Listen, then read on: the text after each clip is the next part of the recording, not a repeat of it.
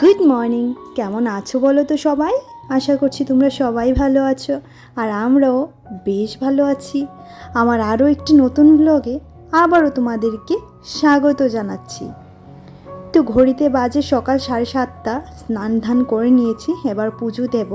আর মিঠি তো সকাল সকাল স্কুলে চলে গেছে। খুব সকালে না ক্যামেরাটা অন করতে পারি না, জানো তো, কারণ তার স্কুলে যেহেতু তাকে বাড়ি থেকে বেরোতে হয় 6:15-তে, আর ওর বাস ছেড়ে দেয় 6:30-এ। তো আস্তে আস্তে তো মানে আমাদের বাড়ি থেকে যেতে অন্তত 2-3 মিনিট তো লাগে স্কুটি করে, আর যেদিন হেঁটে যাই না সেদিন তো 10 মিনিট লেগে যায় ওকে নিয়ে।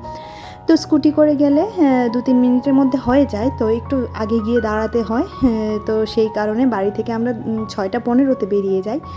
তো যেই কারণে না সকালবেলা এতটা তাড়াহুড়ো থাকে, 5:30টায় ঘুম থেকে উঠে বাচ্চার জন্য টিফিন বানিয়ে তো অনেকটা তাড়াহুড়ো হয়ে যায়, জানো তো। তো সেই কারণে সকাল থেকে আর ভিডিওটা না অন করতে পারি না। আর সমস্ত কাজ শেষ করে এই যখন একটু অবসর হই তখন তোমাদের সাথে ভিডিওটা শুরু করি। তো আশা করছি প্রতিদিনের মতো আজকের ভিডিওটিও তোমাদের ভালো লাগবে। অবশ্যই একটা লাইক করার অনুরোধ তো রইল প্রতিদিনের মতো। তো এদিকে চলে এলাম ছাদে ফুল তুলতে, এবার পুজো দেব। ফুল তুলে পুজো দিয়ে তারপর বাকি সমস্ত কাজ করব। ঘুম থেকে উঠে ঘর মোছা হয়ে গেছে, রান্নাঘর মোছা হয়ে গেছে, মানে প্রত্যেকটা কাজই কমপ্লিট হয়ে গেছে। তবে রান্নার পরে তো আবারও মুছতে হয়, তাই না? রান্নাঘরে দেখবে, রান্নাঘরটা যত পরিষ্কার পরিচ্ছন্ন করে রাখা যায় এই তো, না হলে আরশোলা, পিঁপড়ে এসবের উৎপাত বেড়ে যায়, তাই না? তো আমিও চেষ্টা করি সমস্ত কাজের মাঝখানে রান্নাঘরটাকে একটু ভালো করে প্রতিদিনই পরিষ্কার করতে, জানো তো। আর এদিকে কাপড় চোপড়গুলো মেলে দিয়েছি ঠিকই, কিন্তু এতটা পরিমাণে কালো মেঘ হয়ে আসছে, মনে হচ্ছে এই মুহূর্তে বৃষ্টি চলে আসবে। আর এই কুড়িটা দেখতে পাচ্ছ, এটা হয়েছে মানে একটু লালচে কালারের গাঁদাটা। ওইদিকে আছে হলুদ কালার, আর এদিকে আছে একটু লালচে কালার, বেশ ভালো হলো। সেদিন শুধু মিঠির বাবাকে বলছিলাম হলুদ কালারের গাঁদা হয়েছে, যদি একটু লালচে কালার হতো বেশ ভালো হতো। তো হয়েছে, এটা ভালোই লাগছে। আর এই মুহূর্তে আমার পুজো দেওয়া শেষ হয়েছে, এখনও ধূপকাঠি জ্বলছে, তো দেখতেই পাচ্ছ। পুজো শেষ করে চলে গেলাম রান্নাঘরে নিজের জন্য 1 কাপ চা আর ওর পাপার জন্য 1 কাপ চা বানিয়ে নিতে। আর এই মুহূর্তটা তো শুধুই আমাদের দুজনার, তোমরা জানোই, যারা প্রতিদিন ব্লগ ফলো করো তারা তো অবশ্যই জানো। তো সেই কারণে চাটা নিয়ে সোজা চলে যাচ্ছি। চায়ের সাথে আজকে আর কিছু খাবো না, যদি সময় পাই তাহলে ব্রেকফাস্টে কিছু করব, না হলে একদম লাঞ্চে আবার খাবো। আর আজকে সয়াবিনের কোফতা কারি করব, তো সেই কারণে সয়াবিনগুলোকে ভালো করে ভিজিয়ে রেখেছিলাম সকালবেলা একটু গরম জল দিয়ে।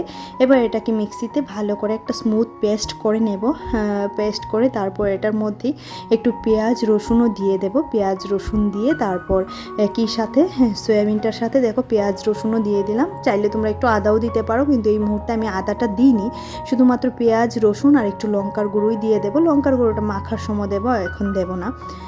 তো এইভাবে করে না ভালো করে মেখে তারপর বড়াগুলা বানিয়ে নেব, কোফতাগুলা বানিয়ে নেব সয়াবিনের। আর চাইলে এভাবে খালিও খাওয়া যায়, বাট আমি আজকে কারি বানাবো। আর এদিকে নুন হলুদ দিয়ে দিলাম যথারীতি, একটু লঙ্কার গুঁড়ো দিয়ে দিলাম। তো সাথে দেখো ভালো করে একটু ময়দা দিয়ে মেখে নেব, আর একটু জিরে ধনের গুঁড়ো দিয়ে দিয়েছি। এবার একটু তেল দেব, দিয়ে তারপর হালকা একটু বাইন্ডিংয়ের জন্য ময়দা দিতে হবে, কারণ না হলে সয়াবিনগুলো তো খুব একদম কি বলে টুকরো টুকরো, মানে একটু মুখে লাগে, তো সেই কারণে একটু ময়দা দিতে হবে। তো চলো, দেখছিলাম বানানো হচ্ছে না, তো সেই কারণে একটু ময়দা দিতে হবে। ময়দাটা দিয়ে আবার ভালো করে মেখে নেব। 2 চামচের মতো ময়দা দিলেই হবে, খুব বেশি ময়দা চাই না। তো সেই কারণে দেখো, আর বেশি ময়দা দিলে না সেগুলো সয়াবিনের বড়া কম, ময়দার বড়া বেশি লাগবে, জানো তো।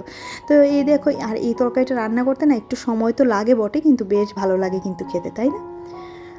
আর এদিকে চুলায় তেল দিয়ে দিলাম। এবার ভালো করে বড়াগুলো লাল লাল করে একটু ভেজে নেব, ভেজে তারপর তুলে নেব। তারপর এটার মধ্যে ফোড়ন দিয়ে তরকারিটা রান্না করব। আর তরকারিটা খেতেই কিন্তু ভীষণ ভালো হয়েছিল। অনেক আগে একবার করেছিলাম, আর আজকে আরেকবার করলাম। তো সেই স্বাদটা মিঠির বাবা নাকি ভুলে গেছে, তো আজকেরটা বলছিল বেশ ভালোই হয়েছে। যেহেতু খাওয়ার পর ভয়েস ওভারটা তোমাদের সাথে দিচ্ছি, তো সেই কারণেই বলছি। তেলের মধ্যে কুচনো পেঁয়াজ দিয়ে দিলাম, সাথে লবণ হলুদ তো দিয়েই দিয়েছি, আর দিয়ে দেব জিরে ধনে লঙ্কার গুঁড়ো, যা একটা পেস্ট করে রেখেছিলাম, জিরে ধনে লঙ্কার গুঁড়ো, আদা বাটা আর একটু টমেটো, সব কিছু দিয়েই এখানে পেস্টটা করে রেখেছিলাম। এবার এটা দিয়ে দেব, দিয়ে ভালো করে মশলাটা ভাজা ভাজা কষা কষা হয়ে আসলে একটু জল দিয়ে দেব। ইচ্ছে করলে তোমরা এটার মধ্যে আলুও দিতে পারো, তো মিঠির পাপা জানে না, খাওয়ার সময় বলছিল একটু আলু দিতে ভালো লাগতো, ও ভীষণ আলু ভালোবাসে। তারপরে আজকে একটু শুকনো শুকনো টাইপেরই করলাম। তো এই যে এবার কোফতাগুলি দিয়ে দিলাম। কোফতাগুলি দিয়ে না খুব বেশি জাল করা যাবে না, না হলে না কোফতাগুলি সবগুলা ভেঙে যাবে। যেহেতু বাইন্ডিংয়ের জন্য এতটাও ময়দা দেওয়া হয়নি, হালকা করে ময়দা দেওয়া হয়েছে, তো সেই কারণে কোফতাগুলি ভেঙে যাওয়ার চান্স আছে। তারপর দেখো রান্নার পর রান্নাঘরটা একটু পরিষ্কার করে নিচ্ছি। ওই যে বললাম প্রতিদিনের টুকিটাকি কাজের মধ্যে কিন্তু রান্নাঘরটা পরিষ্কার করা একটা সবচেয়ে বড় কাজ। আর এই রান্নাঘরটাকে না খুব সুন্দর করে যত্ন করে পরিষ্কার করে রাখার চেষ্টা করি। কারণ কেন বলো তো, ওই যে খাওয়াতে আরশোলা, তারপর আরশোলা দেখলেই না আমার ভয় করে, মনে হয় যেমন আরশোলা যদি খাওয়াতে মুখ দেয় মিঠির পেটে ব্যথা করবে, সাথে আমাদেরও পেটে ব্যথা করবে। আরশোলা জিনিসটাই আমি প্রচণ্ড ঘেন্না করি, জানো তো। তো সেই কারণে না সব কিছু একটু ভালো করে পরিষ্কার করে, আর এগুলি করতে তো খুব বেশি সময় লাগে না। রান্নার পর মাত্র 30 মিনিট সময় যদি রান্নাঘরে দেওয়া যায় না, তাহলে এই রান্নাঘরটা একদম পরিষ্কার হয়ে যায়। প্রতিদিন যেই জিনিসগুলো একটু বেশি ব্যবহার হয়, যেমন তেলের কৌটোটা একটু বেশি ব্যবহার হয়, আর এই তেলের গন্ধে দেখবে পিঁপড়ে আরশোলা সমস্তটাই আমাদের রান্নাঘরে চলে আসে। তো সেই কারণে এই তেলের কৌটোগুলিকে একটু ভালো করে মুছে নিলেই হয়, সাথে গ্যাসটা তো আছেই।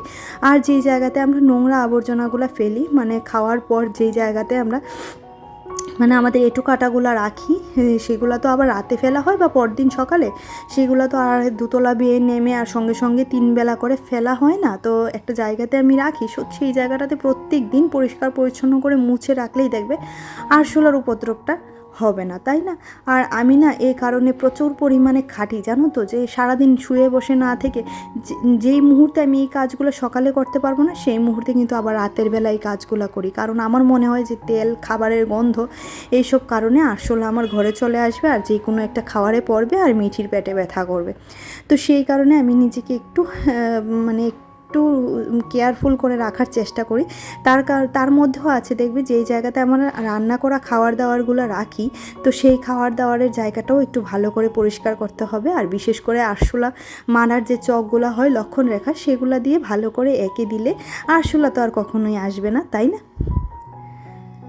আর যাদের রান্নাঘরে মাইক্রো ওভেন আছে, মাইক্রো ওভেনটাকে প্রত্যেক দিন সপ্তাহে একবার করে অন্তত পরিষ্কার করতে হয়, জানো তো। কারণ যদি খাবার দাবার গরম করা হয়, যেহেতু আমি শুধুমাত্রই ভাত গরম করি, শীতের সিজনে অনেক কিছুই গরম করতে হয়, কিন্তু গরমের সিজনে যেহেতু শুধুমাত্র ভাতটাই গরম করি, তো সেই কারণে আমি সপ্তাহে একবারই পরিষ্কার করি। না হলে শীতের সময় না সপ্তাহে 2বার করেও পরিষ্কার করতে হয়, আর সেটা আমি করি। কারণ কি হয় বলো তো, মাইক্রো ওভেনের মধ্যেও অনেক সময় দেখবে আরশোলায় বাসা করে, তাই না?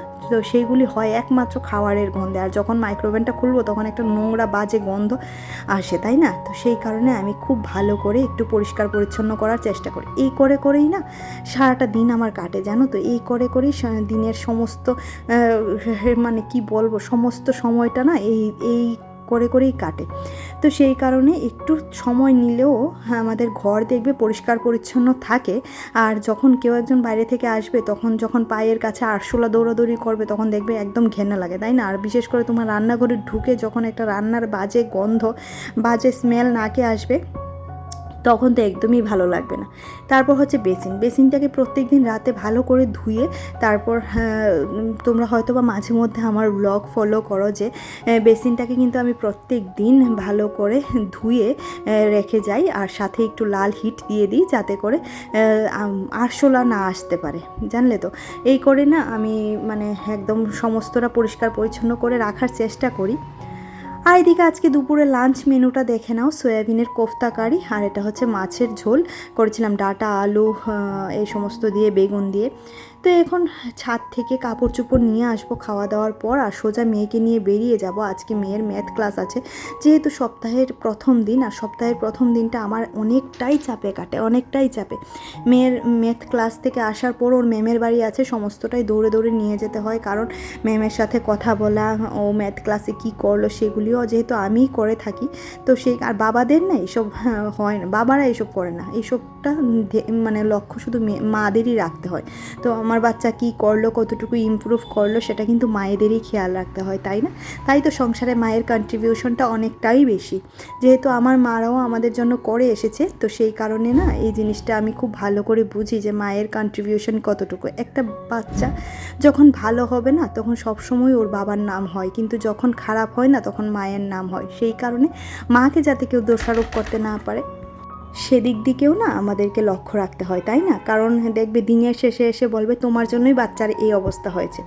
তো আমি যাতে আগে থেকেই বাচ্চাকে একটু ভালো করে কেয়ার করে বড় করি, আর মেইন হচ্ছে বাচ্চার কোনো কিছু লুকোতে হয় না, জানো তো? প্রত্যেকটা জিনিস বাচ্চার বাবার সাথে শেয়ার করাটা দরকার। আমার মিঠি যেমন আজকে টিচারের বাড়িতে পড়া পারেনি, আমি কিন্তু ওর বাবাকে বলি। সেটা বাবারও জানা দরকার যে মেয়ে কতটুকু ইমপ্রুভ হয়েছে না হয়েছে। সব কিছু যদি আমি লুকিয়ে যাই, চেপে যাই, তাহলে দেখবে একদিন কি হবে, বাবাই আমাকে বলবে হ্যাঁ তুমি তো এটা করেছো। কিন্তু আমি যদি না লুকাই তখন বাবা কিন্তু বলবে যে হ্যাঁ ওর মা অনেকটাই চেষ্টা করেছে, ওর হয়নি, সেটা ও জানে কেন হয়নি, তাই না? তো সেই কারণে না এই দিক থেকে আমি অনেকটা সিরিয়াস থাকার চেষ্টা করি, বিশেষ করে মিঠির দিক থেকে। কারণ মিঠির পাপা ওকে নিয়ে ভীষণ ভীষণ মানে পজিটিভ, জানো তো? ওর যদি ছোটোর থেকে ছোটো কিছু হয় বলবে মায়ের জন্য হয়েছে। ওর পাপাই বলে, বাইরের মানুষ তো আর কোন ছাড়, তাই না?